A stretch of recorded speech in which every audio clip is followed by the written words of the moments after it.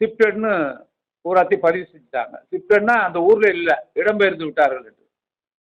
இவ்வளவு பெரிய அநீதி எங்கேயாவது நடக்குமா? அந்த அந்த அந்த தாசில்தாரும் கலெக்டரும் சேர்ந்து திட்டமிட்டு, ஏன்னா ஆத்தூர் தொகுதியில் 21,000 பேரை இன்னுமே தெரியாம பூராத்தையும் அந்த பிஎல்ஓவை நீ ஷிஃப்டட்னு எழுதி கொடு அப்படின்னு கணக்க முடிச்சிட்டாங்க. இன்னைக்கு எஸ்ஐஆர் கிடையாது. இன்னைக்கு எஸ்ஐஆர் இன்னும் 7 நாள் நீடிச்சிருக்காங்க, 11ஆம் தேதி வரைக்கும். இப்போ எப்படி இந்த வாக்காளர் சேர்க்கறது? ஷிஃப்டட்னு போட்டது மிகப்பெரிய தவறு நடந்திருக்கு. அந்த தாசில்தார் கலெக்டர் மேல நடவடிக்கை எடுக்கணும். எலெக்ஷன் கமிஷனை உடனே இதை விசாரிக்கணும். அந்த ஊர்ல வந்து விசாரிக்கணும்.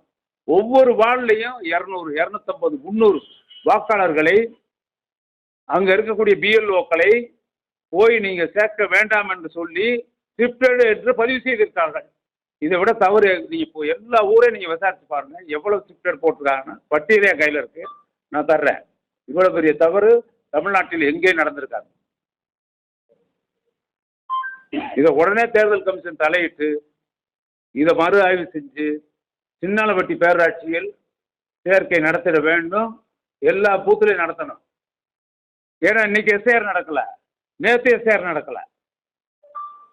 எஸ்ஐஆர்வே 4ஆம் தேதி வரைக்கும் டைம் இருக்கல. நேற்றே முடிவு செய்யறதுக்கு யாரு? இந்த தாசில்தார் கலெக்டர் யாரு?